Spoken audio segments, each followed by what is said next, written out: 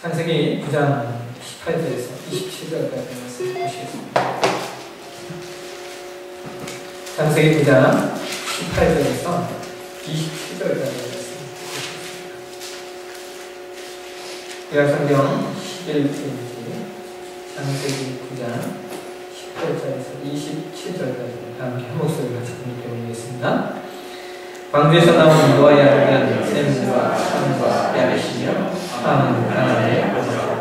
노아의 이스라엘로부터 사람들이 온 땅에 터진다. 노아가 농사를 시작하여 또 너를 심으니 또 너를 낳고 취하여 그 장막에서 벌벌 쏜다. 가나안의 아버지 함이 그의 아버지 이스라엘로 올라가서 그의 둘이 헤아리하니 셈과 야벳이 그가 자기들의 어깨에 메고 뒷걸음쳐 들어가서 그의 아버지의 밭을 걷었으며 그의 얼굴을 입히고 그의 아버지의 살치를 하니라. 노아가 수리되어 그의 두 사람이 자기에게 행함을 알고 이에 가나안 저주받아 그 후대의 중대 주민이 보내노라. 또 이르되 셈의 하나님 여호와를 찬송하노라. 가나안은 셈의 주민이고 하나님이 야벳을 생각하사 셈의 주막이 하나님 그 이름을 제명하노라. 아멘. 본문의 말씀 가지고 장성에 나타난 다섯 7번째 시간 말씀 나누도록 하겠습니다.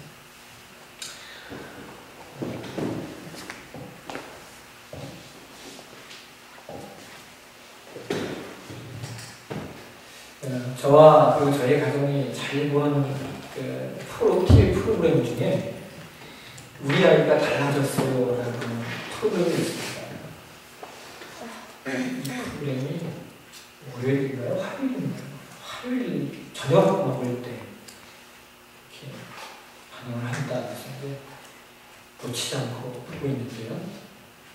그 프로그램을 보면 참 별별 아이들이 다 등장을 합니다. 이번 주에는 5살짜리 아이가 등장했는데 정말 이 아이가 막무가내 고집불통에 폭언에 자기 마음대로 안 돼 막 사람을 때리고 특별히 부모, 엄마를 때리고 돌 집어 던지고 하여튼 말이 안 통하는 그런 아이가 등장을 했는데요. 보면서 야 어떻게 저런 애가 있을까? 5살짜리 아이가 어떻게 저런 애가 있을까 하는 그런 생각이 들 정도로 좀 마음이 그랬습니다. 그런데 그 프로그램을 볼 때마다 늘 느끼는 것은 뭐냐면 참 신기하게도 그런 아이들 정말 이 아이를 어떻게 고칠까 라고 생각되어지는 그 아이들이 거의 모두 한 일주일 정도의 바른 육아 훈련을 그 TV 프로그램을 운영하는 그 프로그램을 거치면 거의 대부분의 아이들이 전에와는 전혀 다른 모습으로 바뀐다라는 거예요. 일주일 만에 아이들의 태도와 자세가 너무나 많이 바뀐 것을 이렇게 보게 되어집니다. 근데 그 프로그램을 볼 때마다 또 하나 결론적으로 내려지는 내용이 뭐냐면 그 아이가 그렇게 된 것은 그 아이의 문제이기보다는 부모의 문제인 경우가 거의 대부분이라고 합니다. 거의 대부분의 부모들이 아이에게 바른 훈육을 행하지 아니함으로 말미암아 아이가 그와 같은 모습이 되었다라고 합니다. 아이를 제대로 훈육을 해야 되는데 바른 훈육이 이루어지지 않아서 아이들이 말할 수 없는 상태가 되어버린 경우들이 너무나 많습니다.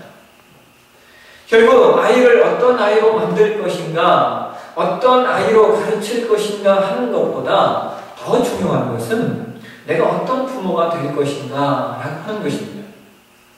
많은 사람들이 자녀를 낳고 얼마 안 가서 힘들어하는 것 중에 하나가 내가 자녀를 낳긴 낳았는데 부모로서의 어떤 훈련도 받지 못하는 상태에서 어느덧 부모가 되어버렸다라고 많은 사람들이 한탄합니다. 부모가 뭔지, 부모의 자격이 뭐고, 부모의 역할이 뭔지 우리는 한 번도 배워본 적이 없고 고민해 본 적이 없는데 어떻게 하다 보니까 그냥 부모가 되어버려요. 여러분 한 번씩 들어보시겠지만 그 임프린팅이라고 하는 현상이 있습니다. 임프린팅. 이것이 이제 그 동물이 어느 시기에서 그 짧은 순간 각인된 어떤 특정한 사실이 오랫동안 지속되는 현상을 가리켜서 임프린팅 현상이라고 이야기합니다. 그러니까 이 현상이 나오게 된 이유가 뭐냐면 한 동물학자가 기러기의 알을 이렇게 타조에게 품게 했답니다. 타조가 기러기의 알을 품고 그 알이 부화가 됐는데 이 기러기가 타조같이 엄마인 줄 알고 졸졸졸 쫓아다닙니다. 아주 신기해서 그 다음에 이 박사가 직접 알을 품어서 부화를 시켰답니다. 시켰더니 이번엔 이 기러기, 새끼 기러기가 이 박사, 사람이 이 박사가 부모인 줄 알고 쫓아다니더라고요. 그래서 이런 내용을 가지고 영화화되었던 소재가 이런 소재를 가지고 영화화되었던 그 영화가 여러분 그 예전에 보셨던 그 아름다운 비행이라고 뭐 보셨습니까? 그냥 보십시오. 아름다운 비행이라고 하는 영화가 있는데요. 이게 이제 한 아이가 기러기 알을 품어서 기러기들이 새끼를 태어났는데 이 아이가 엄마인 줄 알고 기러기가 쫓아다니는 거예요. 근데 이제 어떤 문제가 생기냐면 이 기러기 철새잖아요. 월동을 해야 되지 않습니까? 그래서 이 아이가 부모와 함께 이 기러기를 날개 시켜야 될 거 아닙니까? 날개만 비행기를 타고 하늘로 날아가서 그 기러기들이 쫓아오게 만들고 해서 월동을 시키는 그런 내용이 이제 기록되어 있는데 아름다운 비행이라고 하는 영화입니다. 여러분, 이 임프린팅 현상이 인간에게도 있다는 거예요.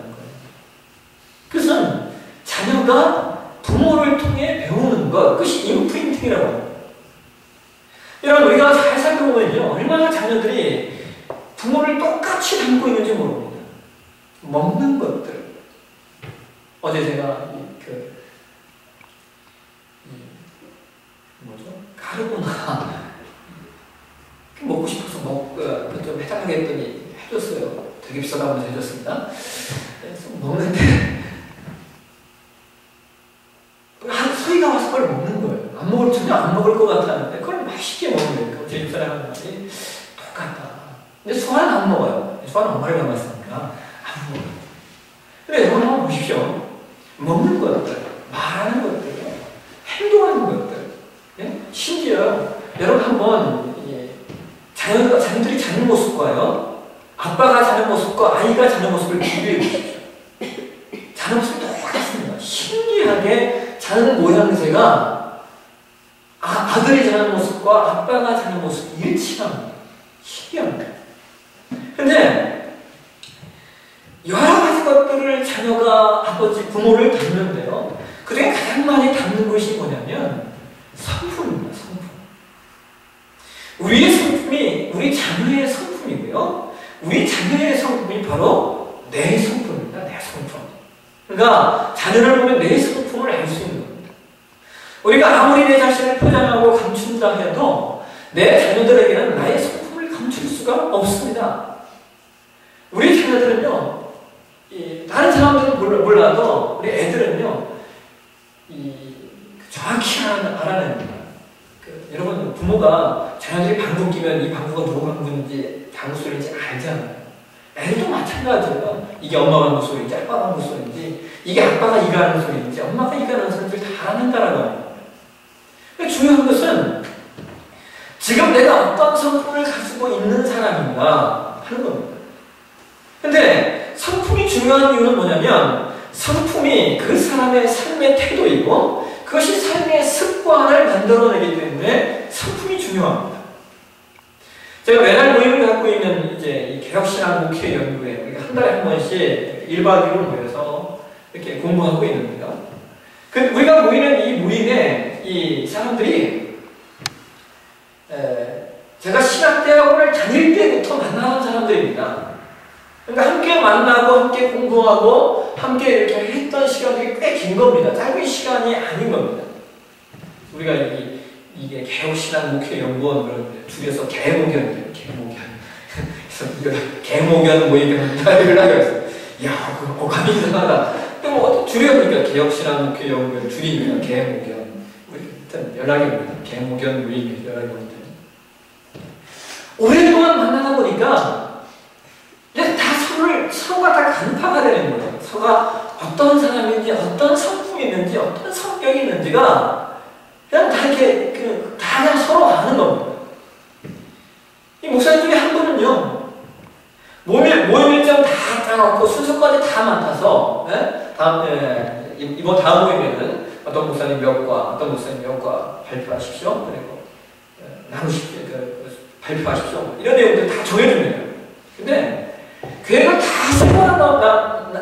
세워놨는데도 안 나타나는 목사님이 있습니다. 그거 왜 안 나타나냐? 전화하잖아요. 전화도 안 받습니다. 근데 그 목사님이 안 나타나는 이유는 뭔지 아십니까? 그 목사님이 안 나타나면 다들 뭐요? 이번 세미나 준비 안 했구나. 준비 안 했구나. 그러니까 결과에 안 나타나는 이유는 그날 자기가 발표할 것을 준비 안 했으면 안 나타나는. 아니, 우리 상식으로는 최소한 전화해서 미안하다. 이 말 한마디 이게 해야 되는 거 그렇지 않습니까? 근데 전화도 안 하고 안 나타나는 거예요. 전화하면 전화도 안 받아요. 그러니까 아는 거 이제 이번에도 준비 안 했구나. 왜? 신대원 다닐 때도 그랬습니까? 신대원 다닐 때도 발표해야 될 거 자기 발표하지 않으면 안 나타나는 거예요. 그분의 뭐라는 거예요? 그분의 약한 면을 아는 거예요. 그리고 또 한 목사님은 아주 이런 거는 일을 시키면 정말 잘합니다. 그분이 리더가 되면요, 그 모임이 어떻게 운영될까 걱정을 전혀 하지 않아요. 워낙 리더십도 있고 실제로 일도 정말 사람들의 마음에 들게 썩 잘해냅니다. 근데 그분은 재밌는 것이 자신이 리더로 일할 때는 되게 잘하는데 자신이 리더가 아니면은 얼굴을 보기가 힘듭니다. 자기가 리더로 수행했을 때는 정말 잘해요. 근데 그다음부터는 아니면은 얼굴 보기가 힘들어요. 제가 한 번은 그런 그랬어요. 목사님 아세요? 왜 이렇게 대장할 때는 잘하다가 대장 아니면 이렇게 못합니까? 그랬더니 그분이 저한테 이렇게 얘기했어요. 내가 그래요?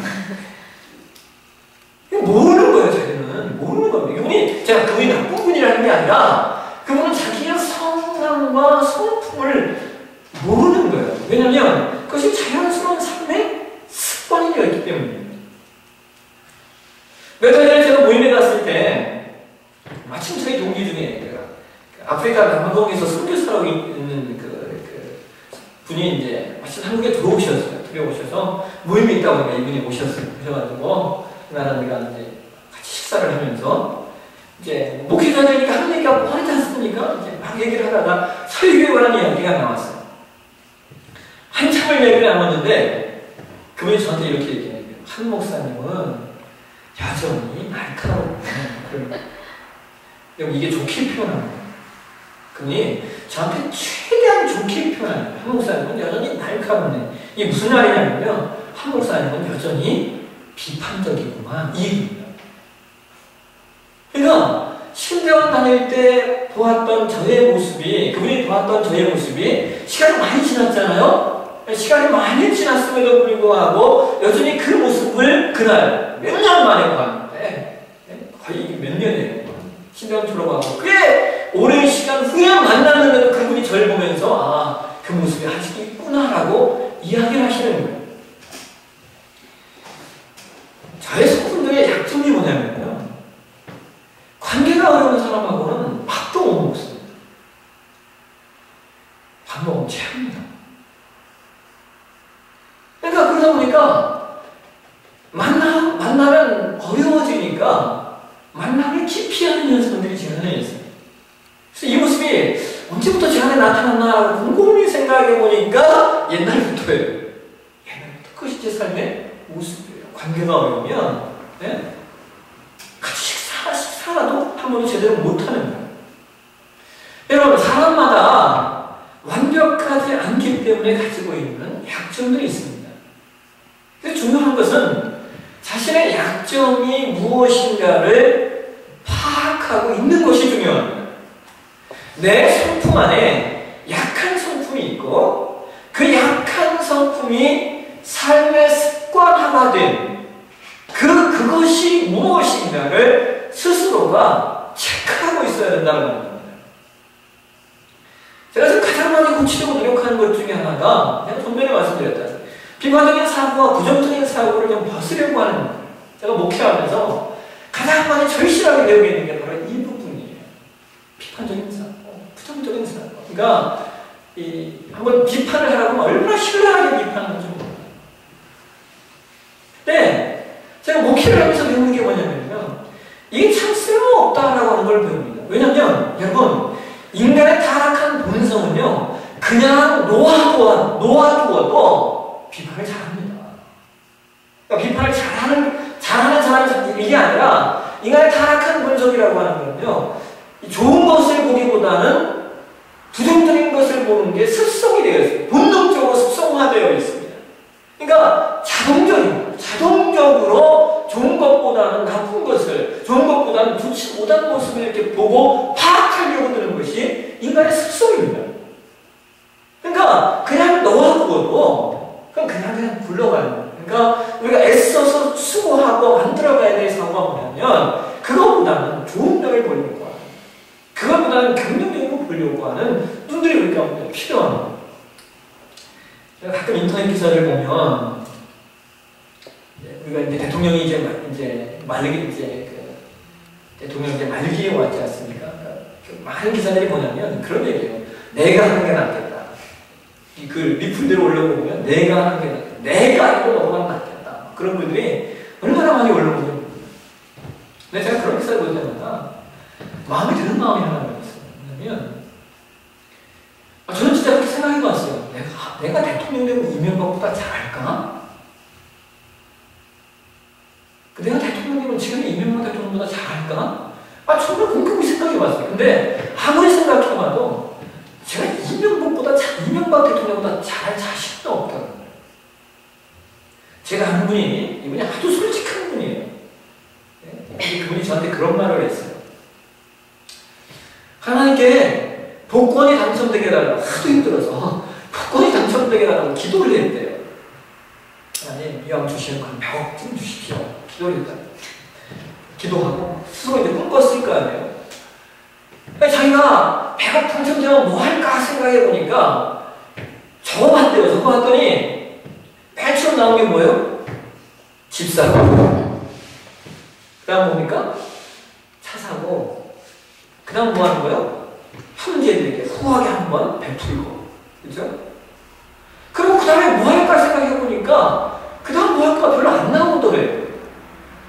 100억이라는 돈을 가지고 자신이 뭘 할 수 있을까를 생각해보니 한 10가지를 못 적더래요. 의외로 못 적더랍니다. 겨우 적어봤자 어떻게 쓸까? 예?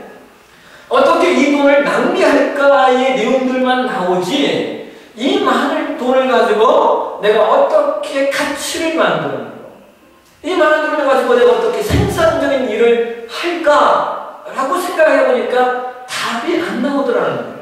그러면서 자기가 볼 때, 나는 100억이 있어도 아무것도 못하고 무엇인가를 만들어낼 사람이 아니구나라는 생각을 했다.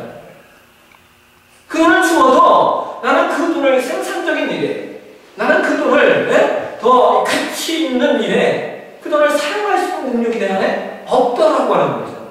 그분이 그런 얘기를 해요. 당첨 안 되는 게 낫겠다.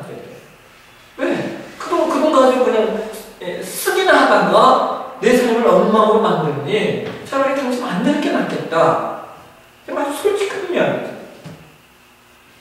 나는 지금 어떤 존재인가, 나의 부족한 점이 무엇인가를 아는 것은 대단히 중요합니다. 그걸 알아야만이 나를 변화시킬 수 있기 때문입니다. 내 삶의 약한 성품과 습관이 무엇인가를 직시하고 있어야만 합니다.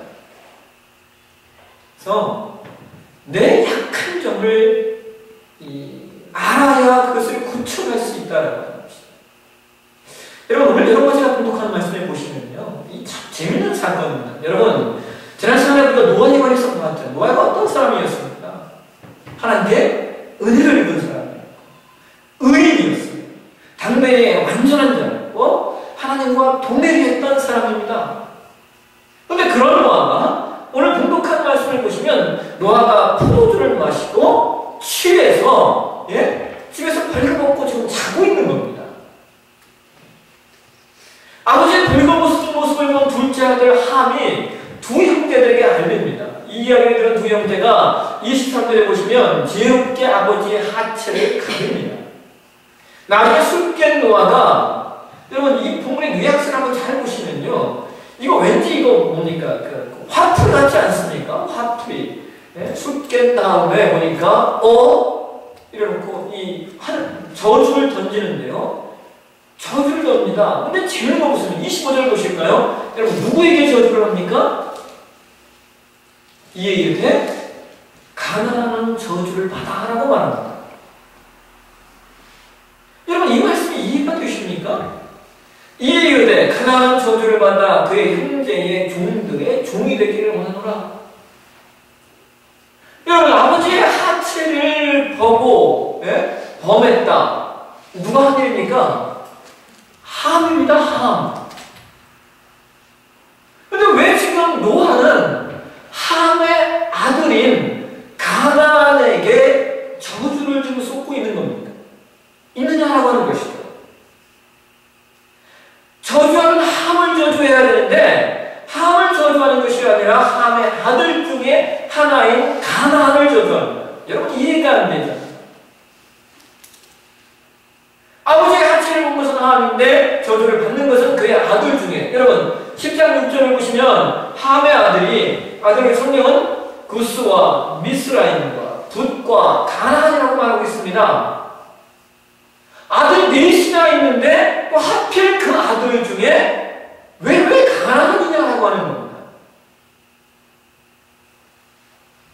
여러분 왜 노아가 함의 아들, 그러니까 자신의 네 손자 중에, 내 아들 손자 중에 그것도 왜 가나안을 지목해서 가나안을 저주했는지는 정확히는 모르겠습니다. 성경이 뭐라고 기록하고 있지 않으니까. 놀라운 것은 이 노아의 저주가요 실제로 이루어진다는 거예요. 창세기 10장 한번 15절로 한번 가보실까요? 창세기 10장 15절로 가시면요, 자 15절에서 18절 말씀, 15절에서 18절 말씀, 4절 말씀을 같이 한번 읽어보겠습니다. 시작. 가나안은 장자 시돈과 헷을 낳고 또 여부스 족속과 아모리 족속과 기르가스 족속과 히리 족속과 아야가 족속과 신 족속과 아르바 족속과 스마일 족속과 하만 족속을 낳았으니 이후로 가나안 자손의 족속이 흩어져 나아갔더라. 여러분 여기 등장하는 가나안이 후에 가나안이 후에 자신의 영토를 잡은 곳이 어디냐면 팔레스틴입니다. 이 팔레스틴 땅을 성경에서는 어디라고 기록하고 있냐면요, 가나안 땅이라고 기록하고 있습니다. 이 가나안과 그의 후예들이 자리 잡은 그 땅, 그 가나안 땅을 하나님은 누구에게 주십니까? 이스라엘 백성들에게 주십니다. 그래서 이스라엘 백성이 출입하여 가나안 땅으로 갔을 때 이스라엘과 대적하여 싸웠던 족속들이 누구냐면 바로 가나안의 후예들입니다. 이 족속들이 하나하나 정복되어지는데, 그죠? 여호수아 시대 때부터 이 가나안에 있었던 이 함의 아들 가나안의 후예들이 정복되고 또 정복되어지는데요. 이 정복이 언제 완성이 되냐면요, 열왕기상 9장 20절에서 완성이 됩니다. 한번 가보실까요? 열왕기상으로 한번 가보시겠습니다. 열왕기상 9장으로 한번 가보시겠습니다.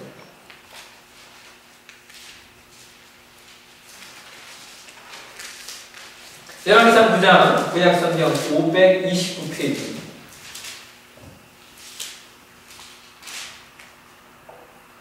열왕기상 9장 20절, 21절 같이 한번 읽겠습니다. 시작. 이스라엘 자손이 아닌 아모리 사람과 헷 사람과 브리스 사람과 히위 사람과 여부스 사람은 남아있는 모든 사람 곧 이스라엘 자손이 다 멸하지 못함으로 그 땅에 그들의 자손들 솔로몬이 노예로 역권을 삼아 오늘까지 이르렀으되. 가나안의 후예들이 여러분 누구 때부터요? 여호수아 때부터 시작해서 언제까지 가는 거예요? 예? 솔로몬 시대까지 가는 겁니다. 솔로몬 시대에 비로소 모든 가나안의 후예들이 후손들이 다 뭐가 되는 겁니까? 예, 이스라엘의 노예로. 오늘 노아가 가나안에게 얘기했던 저주했던 그 내용이 이 성취가 되는 겁니다. 여러분, 왜 노아가 가나안을 저주했는지 이유는 정확히 모르겠습니다. 어떤 면에서 노아가 훗날을 예견했을 수도 있겠고요. 미래를 아시는 하나님께서 노아의 마음을 그렇게 움직이셨을 수도 모릅니다. 하여간 노아가 했던 그 저주는 결과적으로 시간이 지난 다음에 그 말씀 그 내용대로 성취가 된다는 겁니다. 그래서 저는 이 부분에서 사실상 저의 관심은 함의 행동이 아니라 사실은 노아의 행동입니다.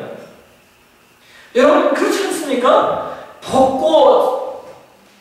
술 취해서 벗고 자는 것이 문제지 그것을 보는 것이 문제는 왜냐하면 그냥 보니까 본 거 아닙니까? 물론 조심성이 없었던 모습이 함에게 있긴 했지만 저는 이 모습을 볼 때 자신의 삶의 그 자세들을 그렇게 바로잡지 못했던 잘못이 있다는 퍼센트로 얘기하자면 노아에게 더 많지 않았겠는가라고 하는 거예요. 오늘도 여러분 이와 유사한 논쟁이 있지 않습니까? 노아의 잘못이냐 함의 잘못이냐 이 비슷한 논쟁이 하나 있는데 그게 뭐냐면 짧은 옷을 입고 다니는 여자가 여러분의 짧은 옷을 입고 다니는 여자들이 문제냐? 아니면 그것을 보는 남자들이 문제냐? 이게 답이 없습니다. 해결의 답이 없어요. 누가 잘못이냐?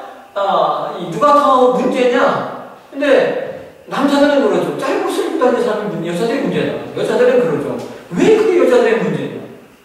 근데 어쨌든 이 함과 노아와 함에 관한 문제도 사실 어떤 시각으로 보느냐에 따라서 누구의 문제냐가 이렇게 퍼센티지가 달라집니다. 그럼 어쨌든 오늘 본문을 보시면요, 여러분 성경학자들이 하는 말이 여러분 21절을 다시 본문으로 한번 돌아가세요. 21절에 보시면 노아가 포도주를 마시고 취하여 그 장막안에서 벌거벗은지라 라고 성경이 이야기하고 있거든요. 근데 이 21절의 내용이 히브리어 언어에 보게 되었으면 노아가 그날 그냥 한 번 마셨다가 아니에요. 이 표현이 뭐냐면 노아가 지속적으로 뭘 마신 거예요? 포도주를 마시고 그 삶 가운데 지속적으로 취해 있는 삶이 이어져 있었다라고 이 히브리어 언어가 이 부분을 표현하고 있다라고 하는 겁니다. 그러니까 노아는 이미 포도주에 익숙한 삶, 그러니까 그의 삶 가운데 술을 마시는 것이 익숙한 삶을 살고 있었다고 하는 겁니다. 근데 이것은 노아가 의인이요 완전한 자였지만 그럼에도 불구하고 그의 삶의 습관과 태도에 있어서 뭐가 있었다고 하는 겁니다. 그가 가진 약점이 있었다고 하는 겁니다.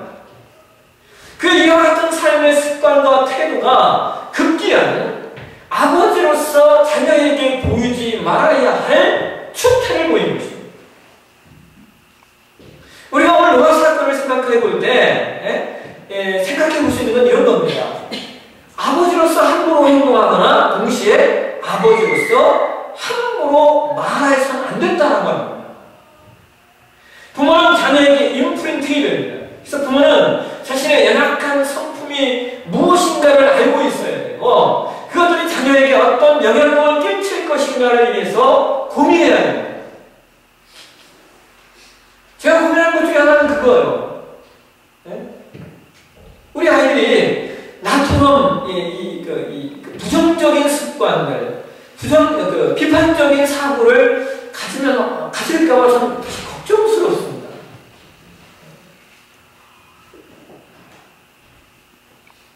그러니까 내가 갖고 있는 성품의 연약함, 나의 갖고 있는 그 성품이 삶에 되어진 그 삶의 습관들을 나는 알고 있어야 된다.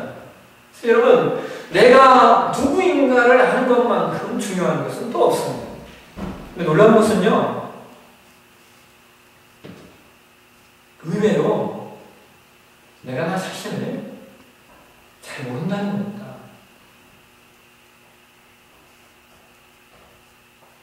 사람은 자신에게 늘 관대합니다. 자신에게 상당히 관대합니다. 그래서 많은 경우 내가 나를 모릅니다. 그래서 내가 나를 보기 위한 수많은 노력들이 있으셔야 됩니다. 근데 나를 가장 잘 보는 사람이 누구냐면요,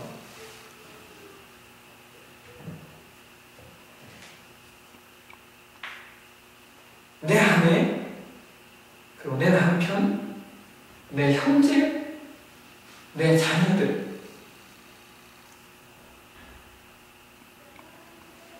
이들이 나를 나보다 더 잘합니다. 그래서 우리는 내 아내에게, 내 형제에게, 내 자녀에게 내가 어떤 존재인지를 들으셔야 돼요. 근데 이것이 참 어렵습니다. 왜냐하면 다른 사람이 말하는 것보다, 참 희한하게도 다른 사람이 말하는 것보다 내 아내가 말하는 게 왜 더 아픈지 모릅니다. 다른 사람이 말하는 것보다 내 남편이 말하는 게 왜 더 아픈지 모릅니다. 더 아파요. 가장 아픈 건 내 자녀에게 듣는 이야기입니다. 그러나 아프더라도 들으셔야 돼요. 건강한 가정을 만들어 나가기 위해서 우리가 해야 될 일이 있다면 나 자신의 연약함을 살필 수 있는 것들, 내가 무엇에 약한지를 적나라하게 나 자신을 보는 습관들이 필요합니다. 오늘 여러분, 노아가 좋지 못한 삶의 습관을 갖게 되어서 말미암아 그의 가정에 어려운 일이 옵니다.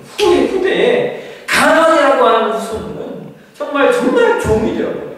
모든 이스라엘 백성들의 종이 되어버리는 그런 역사들을 만들어내는 것을 우리가 오늘 본문 말씀에서 좀 보시면서 여러분이 우리가 건강한 가정을 만들어내기 위해서 나 자신의 습관들, 그리고 어렵고 힘이 들지만 내 남편에게 혹은 내 아내에게 내가 누구인지를 들을 수 있는 그러한 삶의 태도를 갖고 저와 여러분이 나아가실 때 우리의 삶, 우리 가정이 노아의 가정보다 더 아름다운 가정으로 이렇게 세워가실 줄을 믿습니다.